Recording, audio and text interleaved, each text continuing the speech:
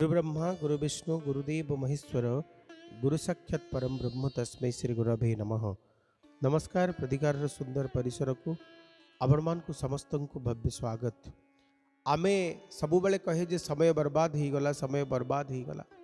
कौन करूचु ना मु समय काटुचे कोठी काटुचु ना टिके विरक्त लागिला तो एमती बसिकी ताश खेलुची। एबे कौन करूचु कौन अच्छी दुनिया रे मु टिके सांग मान सहित बुलिकी आसिली, टिके इच्छा है मजा करनेली, किंतु ता भितरे सही मनीषटी भूली जाए जे से समय बर्बाद करनी, से समय काटुनी, समय ताकू काटुची।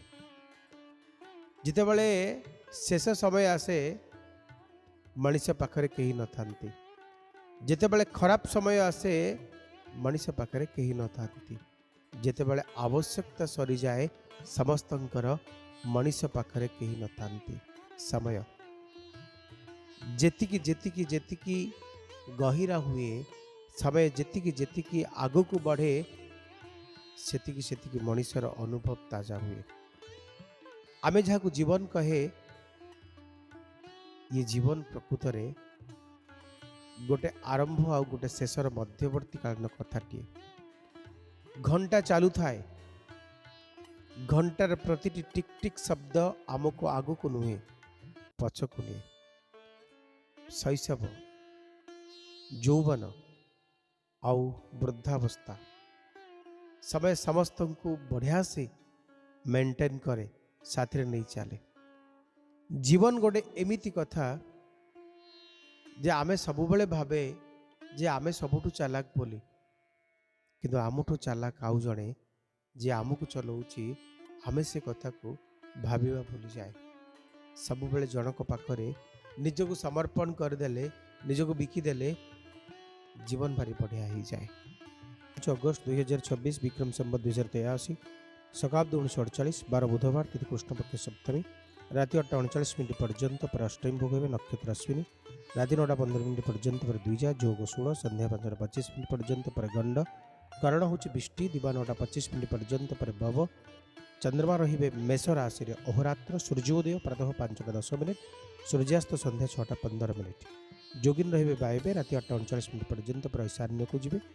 मिथुन कर्कट राशि व्यक्ति घात तिथि राति 8:39 पर्यंत पर सिंह धनु कुंभ राशि व्यक्ति घातबार कर्कट राशि व्यक्ति घात चंद्रमेश राशि व्यक्ति घात नक्षत्र नास्ति राति 9:15 पर्यंत पर धनु राशि व्यक्ति घात जोग नास्ति संध्या 5:25 पर्यंत पर कुंभ राशि व्यक्ति तेरे घात मास धनुराशि व्यक्ति शुभ मुहूर्त ब्रह्म मुहूर्त राति 3:34 उषा 4:22 अभिजित मुहूर्त दिवा 11:16 दिवा 8 गोधूली मुहूर्त संध्या 6:03 संध्या 6:27 अशुभ समय राहु काल दिवा 11:43 दिवा 1:21 गुलिका काल दिवा 10:05 दिवा 11:43 जमघंट काल प्रातः 6:48 प्रातः 8:26 ये थिला संक्षिप्त पंजिका। एबे आसतु जानिबा जे केउ राशि पई केमिति कटिबो आजिर दिन। मेष राशि द जस्टिस आसुचंती कार्ड शुभंक 8 शुभ रंग लाल लकी लेटर होची ए एंड एल सकाळ 6 टारू 7:30 समय बेस शुभदायक आपन को पई। तेबे आजिर दिन रे टिके जीभरे ताला पके देलो भलो। आज दिन जति कथा कहिवे भावी चिंती कहिवे, शब्द संयमता आपन को पई जरूरी। सत्य कहिवे किछि लोकंक पाखरे शत्रु हेबे। आज दिन गोटे संतुलित जीवन रो आवश्यकता अछि। आपनक चरित्र रे जीवनचर्या रे साधुता निष्ठापरायणता ये सब किछि आज उकुटे उठिबो। तेबे आजिर दिन रे कोनसी कंट्रोवर्सी रे न पसिले भलो।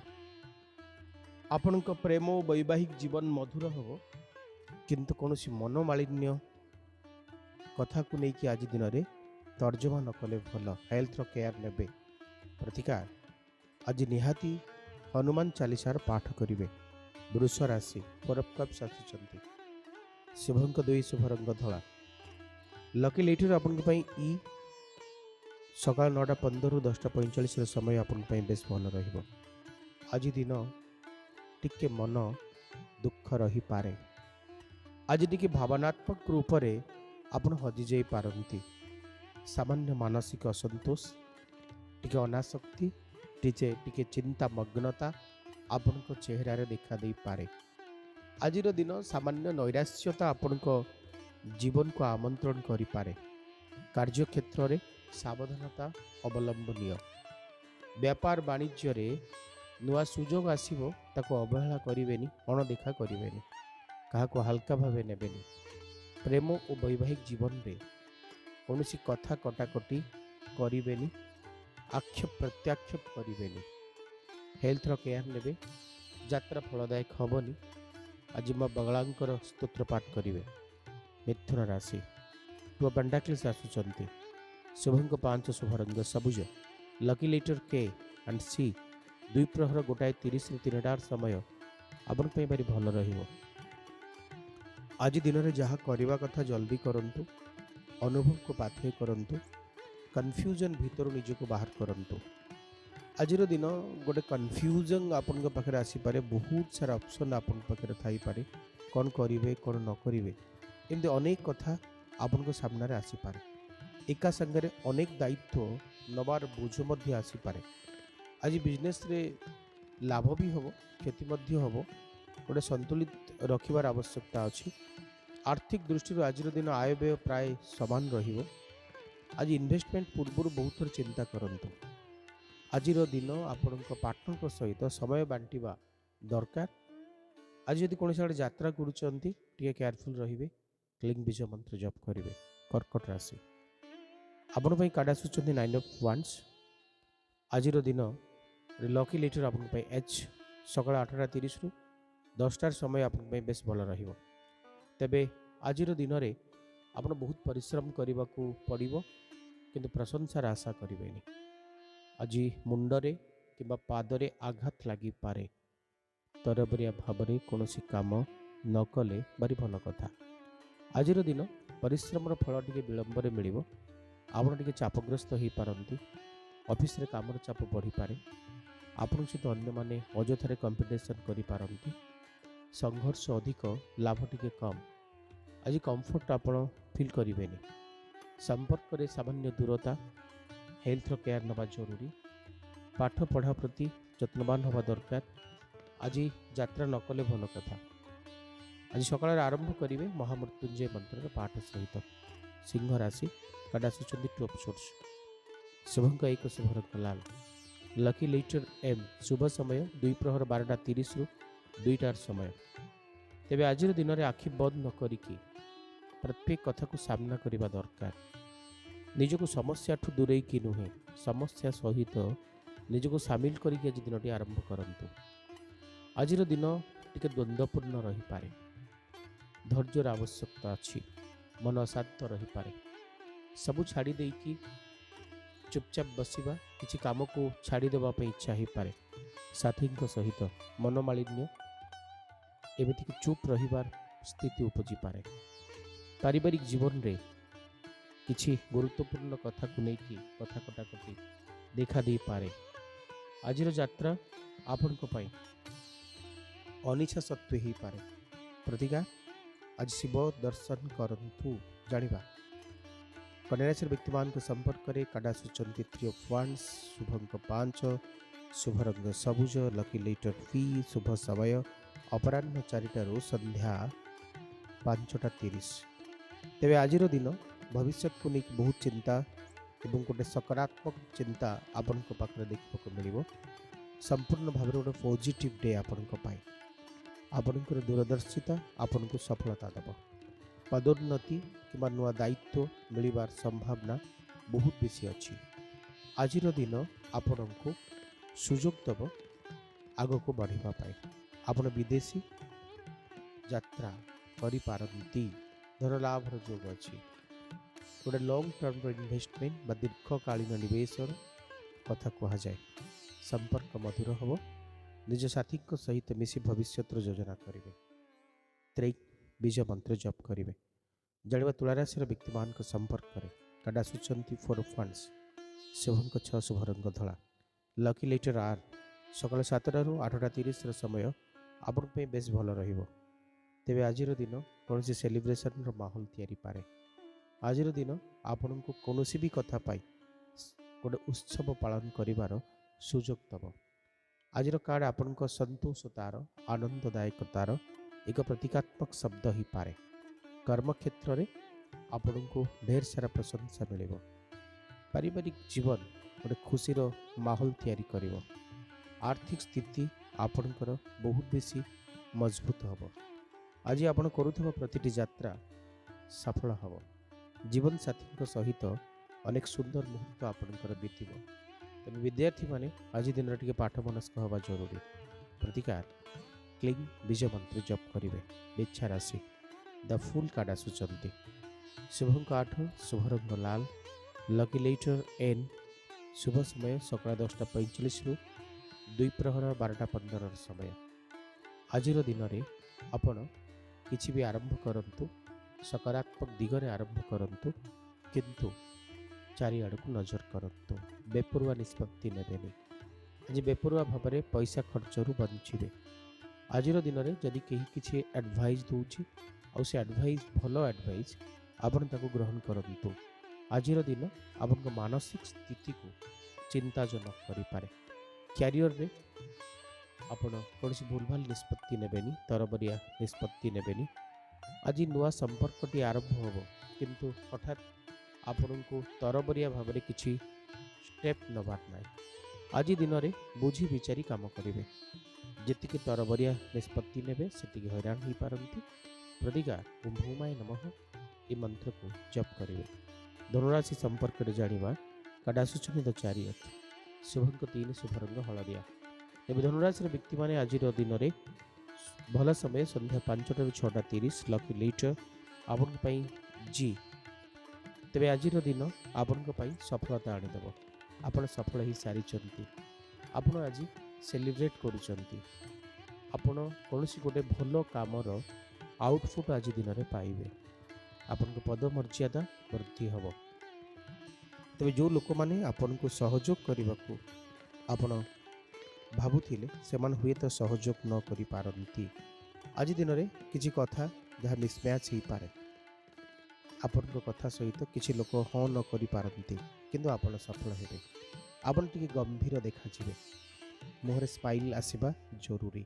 ସବୁ କଥାକୁ ହସି ହସି ଗ୍ରହଣ କରନ୍ତୁ। ଓଁ ବୃହସ୍ପତି ନମଃ ଏ ମନ୍ତ୍ରକୁ ଜପ କରିବେ। ମକର ରାଶି କାର୍ଡ ଆସୁଛନ୍ତି ହ୍ୟାଙ୍ଗମ୍ୟାନ୍। ଶୁଭଙ୍କ 9, ଶୁଭ ରଙ୍ଗ କଫି କଲର୍। ନିଜକୁ ଅଯଥାରେ କଷ୍ଟ ଦିଅନ୍ତୁନି, ଯେଉଁଥିରେ କିଛି ଲାଭ ନାହିଁ। ଆଜିର ଦିନରେ ନିଜକୁ କଷ୍ଟ ଦେବା ଉଚିତ ନୁହେଁ। ଯାହା ଆବଶ୍ୟକ ସେ କାମ କରନ୍ତୁ। ଯାହା ଆପଣଙ୍କୁ ମିଳିବାର ଅଛି ତାହା ଅବଶ୍ୟ ମିଳିବ। ତାକୁ ନେଇ ବ୍ୟସ୍ତ କିମ୍ବା ବିବ୍ରତ ହେଲେ ବିଲକୁଲ ବି ହେବ ନାହିଁ। ସାଥୀଙ୍କ ସହିତ କୌଣସି କଥାରେ ଆପଣ ଜିଦ୍ କରନ୍ତୁନି। ଆପଣଙ୍କ ଜୀବନସାଥୀଙ୍କୁ ସନ୍ଦେହାତ୍ମକ ଦୃଷ୍ଟିରେ ଦେଖନ୍ତୁନି। ନିଜକୁ ଅଯଥା କଥା ପାଇଁ କଷ୍ଟ ଦିଅନ୍ତୁନି। ଆଜି ଟିକେ ମାନସିକ ଚାପ, ଟିକେ ଷ୍ଟ୍ରେସ୍ ଆପଣ ଫିଲ୍ କରିପାରନ୍ତି। ବିଦ୍ୟାର୍ଥୀମାନେ କିନ୍ତୁ ଆଜି ଦିନରେ ଭାରି ସଫଳ ହେବେ। ଆଜି କୌଣସି ଜାଗାକୁ ଯାତ୍ରା କରିବାକୁ ଯଦି ପଡ଼ୁଛି, ପୋଷ୍ଟପୋନ୍ କରିପାରିଲେ ଭଲ କଥା। ପ୍ରତିକାର ଆପଣଙ୍କୁ ଆଜି ଲାଲ ଫୁଲ ଇଷ୍ଟ ଦେବୀଙ୍କୁ ଅର୍ପଣ କରିବାର ଅଛି। କୁମ୍ଭ ରାଶି କାର୍ଡ ଆସୁଛନ୍ତି ହୁଇଲ୍ ଅଫ୍ ଫର୍ଚ୍ୟୁନ୍। ଶୁଭଙ୍କ 9, ଶୁଭ ରଙ୍ଗ କଫି କଲର୍। ଭଲ ଦିନଟିଏ ଆପଣଙ୍କ ପାଇଁ ପ୍ରତ୍ୟେକ ଦୃଷ୍ଟିରୁ ଶୁଭଦାୟକ। ବିଶେଷ କରି ବିଦ୍ୟାର୍ଥୀମାନେ ଆଜି ଦିନର ଲାଭ ନେବେ। ଆଜି ଦିନର ଫାଇଦା ସେମାନେ ନେବେ। ଆଜି ବିଦ୍ୟା ପ୍ରାପ୍ତିର ଯୋଗ, ଅର୍ଥ ପ୍ରାପ୍ତିର ଯୋଗ, କୌଣସି ଜାଗାରେ ଆପଣଙ୍କୁ ବହୁତ ବେଶୀ ସମ୍ମାନିତ କରାଯାଇପାରେ। ଆଜି ଦିନରେ ଆପଣଙ୍କ ମତକୁ ସମସ୍ତେ ସର୍ବାଗ୍ରେ ଗ୍ରହଣ କରିବାର ଯୋଗଟିଏ ଅଛି। ଆଜିର ଦିନ ସମ୍ପର୍କ ମଧୁର ହେବ, ମନୋମାଳିନ୍ୟ ଦୂର ହେବ, ବହୁତ ଲୋକଙ୍କର ସହଯୋଗ ଆପଣଙ୍କୁ ପ୍ରାପ୍ତ ହେବ। ବ୍ୟାପାରଠୁ ଧରିକି ଜୀବନର ପ୍ରତିଟି କ୍ଷେତ୍ରରେ ଆପଣଙ୍କୁ ଲାଭ ମିଳିବ। ଆପଣ କିଂ ଫିଲ୍ ହେବ।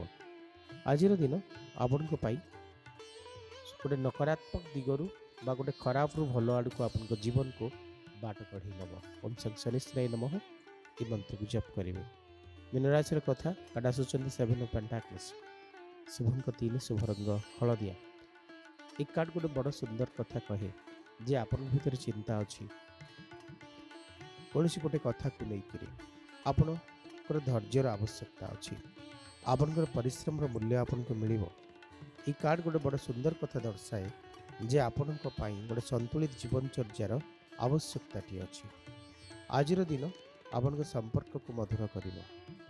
ଆଜିର ଦିନ ଆପଣଙ୍କ ସମ୍ପର୍କରେ ସ୍ଥିରତା ଆଣିବ। ଆପଣ ଟିକେ ମାନସିକ ଶାନ୍ତି ଭିତରେ ରହିବାକୁ ଚେଷ୍ଟା କରିବେ। ଆପଣଙ୍କ ଭିତରେ କ'ଣ ଗୋଟେ କଥାକୁ ନେଇ ଗଭୀର ଚିନ୍ତା, ଗଭୀର ପରିବ୍ୟାପ୍ତି, ଗଭୀର ଅନୁଶୀଳନ ଦେଖାଯିବ। ଆଜିର ଦିନ ଆପଣଙ୍କ ପାଇଁ ସକାରାତ୍ମକ ରେଜଲ୍ଟ କହୁଥିଲା ବେଳେ ଆପଣ ଅଯଥାରେ ବ୍ୟସ୍ତ ହେବେନି। ଆଜିର ଦିନ ଆପଣଙ୍କୁ ସୌଭାଗ୍ୟ ଦେବ। ହେଲ୍ଥର କେୟାର ନେବା ଜରୁରୀ। ଓମ୍ ବୃହସ୍ପତି ନମଃ ଏ ମନ୍ତ୍ରକୁ ଜପ କରିବେ। ବିଶେଷ ଉପରେ ଗୋଟେ ସୁନ୍ଦର କଥାଟି ଆପଣମାନଙ୍କ ପାଇଁ, ଯଦି ଆପଣ କୌଣସି ଶୁକ୍ରବାର ଦିନ ଆପଣଙ୍କ ସୁନା ଗହଣା ପଇସା ରଖିବା ବାକ୍ସରେ ବା ଆଲମିରାରେ ଗୋଟିଏ କପଡ଼ାରେ କଳା ହଳଦୀ 5 ଖଣ୍ଡ, ଗୋଟେ ରୂପା କଏନ୍, ଗୋଟେ ତମ୍ବା କଏନ୍ ଏବଂ 5ଟି କଏନ୍ ସହିତ ଖାଲି ହଳଦୀ 5 ଖଣ୍ଡ ଏବଂ ପଦ୍ମ ଫୁଲର ମଞ୍ଜି 5ଟି, ଗୋମତୀ ଚକ୍ର 5ଟି ମିଶେଇକି ରଖୁଛନ୍ତି ଏବଂ ରଖିବା ଆଗରୁ ଯଦି ମା ଲକ୍ଷ୍ମୀଙ୍କୁ ସ୍ପର୍ଶ କରି ଦେଉଛନ୍ତି, ହାତରେ ଧରି ଶ୍ରୀ ବୀଜ ମନ୍ତ୍ରକୁ 108 ଥର ଚାଣ୍ଟ କରି ରଖୁଛନ୍ତି, ପ୍ରାୟ 395 ଡେଜ୍ 395 ଦିନ ପର୍ଯ୍ୟନ୍ତ ସେ ଆପଣଙ୍କୁ ଉର୍ଜା ଦେବ। ତାପରେ ଆପଣ ସେ ସବୁ ଦ୍ରବ୍ୟକୁ ପାଣିରେ ବିସର୍ଜନ କରି ପୁନଶ୍ଚ କୌଣସି ଶୁକ୍ରବାର ଏମିତି ହିଁ ଉପାୟରେ ଆପଣଙ୍କୁ ପ୍ରୟୋଗ କରି ରଖିବାକୁ ପଡ଼ିବ। ତାହେଲେ ତାହା ଆପଣଙ୍କ ପାଇଁ ବହୁତ ବେଶୀ ଭଲ ଫଳ ଦେବ। ଏ ଥିଲା ଆଜିର କାର୍ଯ୍ୟକ୍ରମ। ସମୟ ହେଇଛି ଶୋକୁ ୱାଇଣ୍ଡ ଅପ୍ କରିବା। ପୁଣି ଦେଖା ହେବ ଆପଣମାନଙ୍କ ସହିତ, କିନ୍ତୁ ଆଜି ପାଇଁ ବିଦାୟ ଦିଅନ୍ତୁ। ନମସ୍କାର।